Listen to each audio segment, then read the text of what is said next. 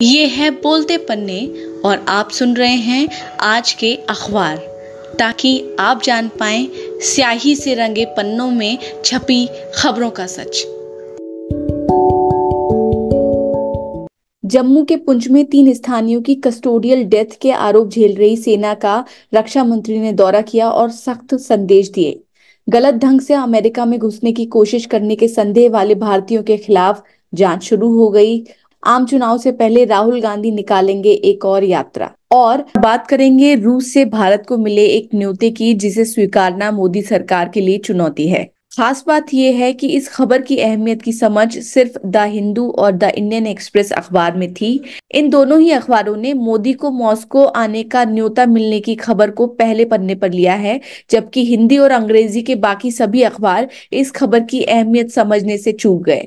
नमस्कार, मैं हूं शिवांगी और शुरू कर रहे हैं 28 दिसंबर के अखबारों की समीक्षा का यह सफर। राजौरी में राजनाथ की सैनिकों को 2 टूक, गलतियों से बचें और लोगों का दिल जीतें। इस हेडिंग के साथ जनसत्ता ने इस खबर को पहले पन्ने पर लिया है। पुंछ में पिछले सप्ताह सेना की ओर से हिरासत में लिए जाने के बाद 3 स्थानीय लोग मृत पाए गए थे। इसके बाद लोगों के गुस्से से बिगड़े हालात को काबू करने के लिए यहां इंटरनेट बंद कर दिया गया था। यहां पहुंचकर राजनाथ सिंह ने मृतकों के परिवारों से भी मुलाकात की और उन्होंने कहा कि मृतकों को तो वापस नहीं लाया जा सकता, लेकिन वे सभी सरकार पर भरोसा रखें, न्याय होगा। दूसरी ओर कश्मीर के अलगाववादी गुट मुस्लिम लीग मरशद आलम गुट पर प्रतिबंध लगा दिया गया है। इसकी जानकारी गृह मंत्री अमित शाह ने एक्स पर दी। इस गुट पर लगे 5 साल के प्रतिबंध की खबर को अमर उजाला ने पहले पन्ने पर टॉप बॉक्स लगाया है, जबकि राजनाथ सिंह के अहम दौरे की खबर को पेज 15 पर लीड लगाया है। अमर उजाला की हेडिंग है, आतंकियों के खात्मे के साथ लोगों का दिल भी जीते सेना। दूसरी ओर राजनाथ सिंह के दौरे की खबर को दैनिक जागरण ने पहले पन्ने पर टॉप फ्लायर इस हेडिंग के साथ बनाया, 4 सैनिकों का बलिदान दुखद, सजग रहकर करे कार्यवाही राजनाथ सिंह। यानी आप समझ सकते हैं कि हेडिंग से 3 ग्रामीणों की मौत के बाद सख्त निर्देश दिए जाने की बात को दैनिक जागरण ने गायब कर दिया है। खबर में हालांकि अंदर एक लाइन में ये बात लिखी है कि पुंछ में आतंकी हमलों में 4 जवानों के बलिदान होने व 3 ग्रामीणों की मौत के बाद रक्षा मंत्री राजौरी पहुंचे हैं। दैनिक हिंदुस्तान ने ये खबर पहले पन्ने पर इस हेडिंग के साथ ली है, सैनिकों को गलतियों से बचने की सलाह। अब बात कर रहे हैं अंग्रेजी अखबारों की, तो सभी प्रमुख अंग्रेजी अखबार जैसे the Hindu, the Indian express, times of India, Hindustan times ने राजनाथ सिंह के राजौरी में हुए दौरे को पहले पन्ने की लीड स्टोरी बनाया है। ऐसे में समझा जा सकता है कि इस दौरे के मायने क्या हैं, जबकि हिंदी में अमर उजाला को छोड़कर बाकी अखबारों ने इस खबर को पहले पन्ने पर तो लिया, लेकिन लीड स्टोरी आज मौसम को बनाया। आज जनसत्ता की लीड स्टोरी अटपटी और अधूरी है। अखबार ने मुख्य खबर की हेडिंग लगाई है, उत्तर प्रदेश में कोहरा डैश मां। कोहरा डैश मां का अर्थ स्पष्ट नहीं हो रहा है, जिससे लगता है कि यह किसी चूक के चलते हुआ होगा। बहरहाल खबर में बताया गया है कि कोहरे के चलते हुए सड़क हादसे में उत्तर प्रदेश में 8, राजस्थान में 3 लोगों की मौत हुई। कोहरे से ही जुड़ी खबर आज अमर उजाला, दैनिक जागरण और हिंदुस्तान ने भी लीड लगाई है। इसके अलावा राहुल की नई यात्रा से जुड़ी खबर को आज अंग्रेजी के सभी अखबारों ने पहले पन्ने पर लिया है, जबकि हिंदी में कुछ अखबारों ने इसे अंदर लिया है। भारत जोड़ो यात्रा के बाद राहुल गांधी अब भारत न्याय यात्रा निकालेंगे, जो मणिपुर से मुंबई तक 14 जनवरी से 20 मार्च तक चलेगी। कांग्रेस ने कहा है कि लोकसभा चुनाव से पहले यह यात्रा 67 दिन में 14 राज्यों और 85 जिलों से होकर गुजरेगी। 6200 किलोमीटर की दूरी तय करने के लिए इस बार बस से यात्रा की जाएगी और कहीं कहीं पद यात्रा भी होगी। आपको बता दें कि राहुल गांधी के नेतृत्व में 1 साल पहले भारत जोड़ो यात्रा निकाली गई थी, जिससे उनकी सार्वजनिक छवि में काफी बदलाव आए। इसके अलावा राहुल गांधी ने हरियाणा के झज्जर जाकर पहलवान व ओलंपिक पदक विजेता बजरंग पुनिया और अन्य पहलवानों से मुलाकात की और अखाड़े में हाथ भी आजमाए। इससे जुड़ी एक तस्वीर आज Jansatta, Indian Express, the Hindu, Amar Ujala व अन्य अखबारों ने पहले पन्ने पर ली है। एक खबर को जनसत्ता ने पहले पन्ने पर प्रमुख रूप से लिया है कि अवैध तरीकों से भारतीयों को विदेश पहुंचाने के एक नेटवर्क की पहचान करने के लिए गुजरात के उन 21 लोगों से पूछताछ शुरू कर दी है, जो फ्रांस से लौटे 276 यात्रियों वाले विमान में सवार थे। मामले पर चिंता जाहिर करते हुए जनसत्ता ने आज का संपादकीय भी लिखा है।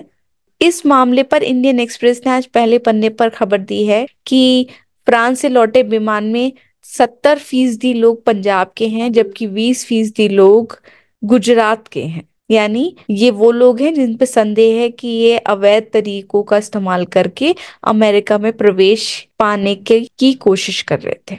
और आज के सभी अखबारों में कोविड-19 के नए वेरिएंट JN1 का दिल्ली में पहला मामला सामने आने की खबर को प्रमुखता से छापा है।